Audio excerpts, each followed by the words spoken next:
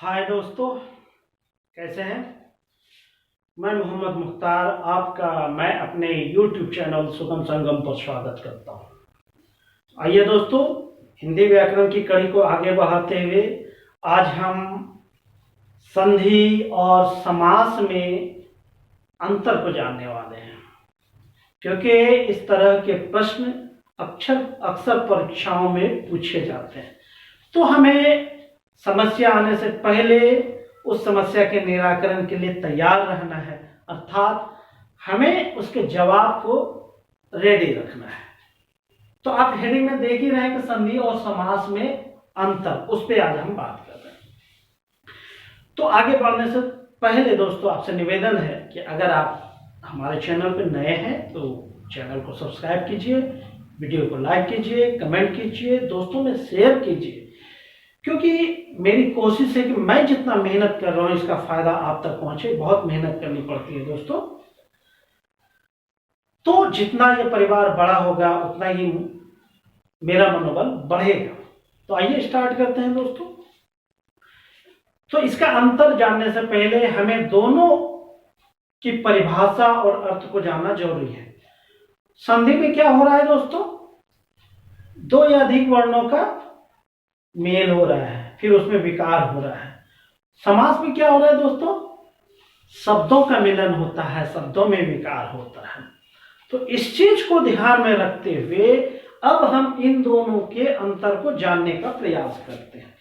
तो हम यहां करते हैं, एक तरफ लिखते हैं संधि, इधर बीच से लाइन खींच देते हैं, एक तरफ रखते हैं दोस्तों समास, इधर संधि इधर समास। तो पहला संधि की परिभाषा जब पढ़ते हैं तो उसमें क्या हम पाते हैं कि संधि में वर्णों का मेल होता है, वर्णों का योग होता है, और समास में क्या होता है, शब्दों या पदों का संयोग होता है। तो पहला अंतर क्या होता है, संधि में वर्णों का मेल होता है, ठीक है। समास में वही पहला क्या होगा,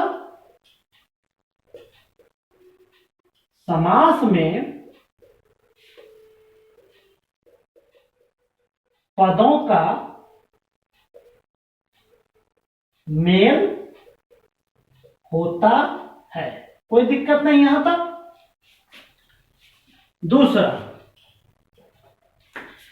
संधि में जब वर्णों का मेल होता है तो वर्णों में विकार होता है, और समास में जब पदों का मेल होता है तो जाहिर सी बात है उसमें भी पदों में विकार होता है।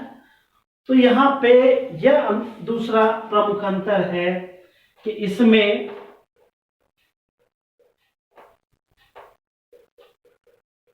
वर्णों में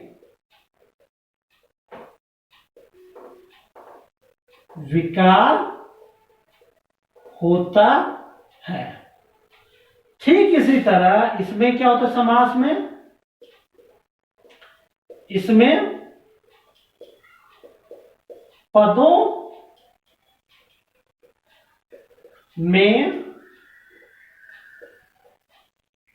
विकार होता है। इन दो अंतर में आपको कोई दिक्कत नहीं होनी चाहिए, क्योंकि ये सब चीजें आपसे को याद है। जरूरी हमें उस चीज को जो है लिखित रूप में लाना है, ठीक है।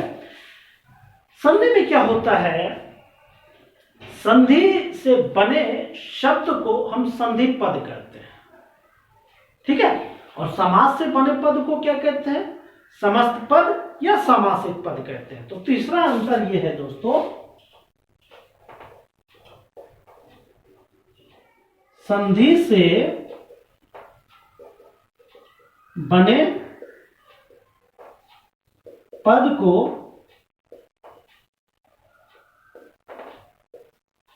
संधि पद कहा जाता है। और तीसरा क्या है,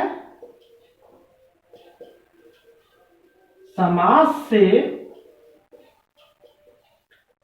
बने पद को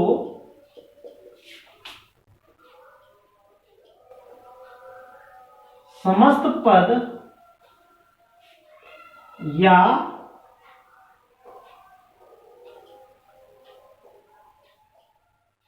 सामासिक पद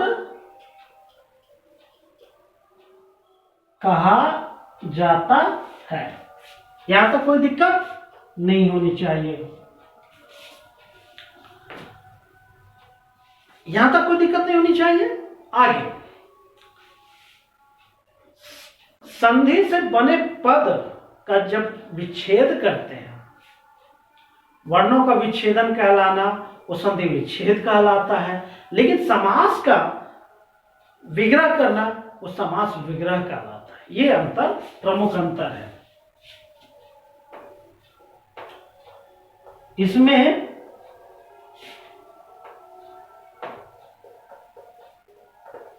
वर्णों का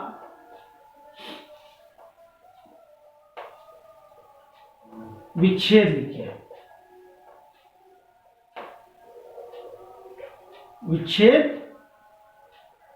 को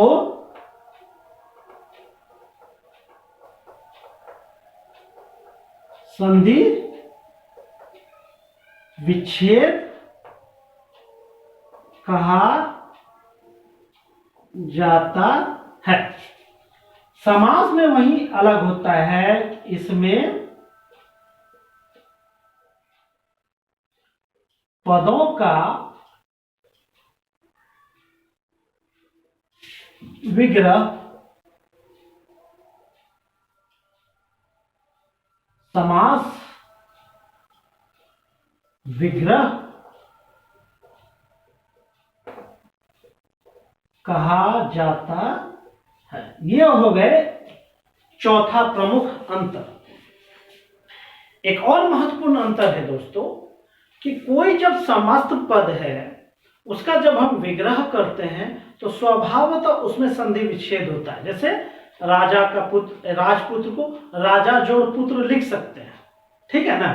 तो समास में संधि संभव है, लेकिन संधि में समास संभव नहीं है, इसलिए किसमें वर्णों की संधि होती है और समास में शब्दों की संधि हो रही है। तो शब्दों की संधि हो रही है तो वहां पर तो संधि हो सकता है, संधि संभव है, लेकिन संधि में समास संभव नहीं। तो एक पांचवा अंतर ये हो गया। इस तरह आप कर सकते हैं। संधि में समास होना संभव नहीं है, लेकिन इसमें क्या है, समास में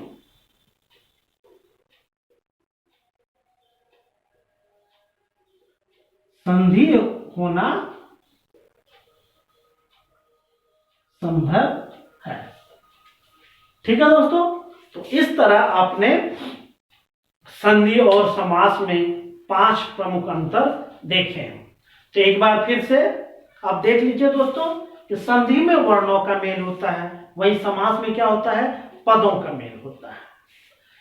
संधि में वर्णों में विकार होता है, ठीक है, और वही समास में पदों में विकार होता है।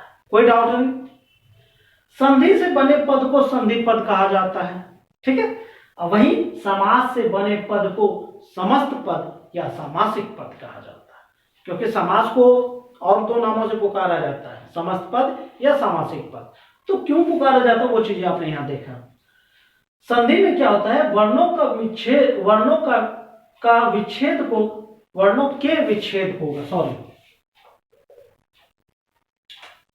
वर्णों के विच्छेद को संधि विच्छेद कहा जाता है। वही समास में पदों का विग्रह समास विग्रह कहा जाता है। ठीक, कोई डाउट नहीं। फिर संधि में समास होना संभव है, संधि में समास होना संभव नहीं है। समझो क्या है, और लेकिन समास में क्या होता है, संधि होना संभव है।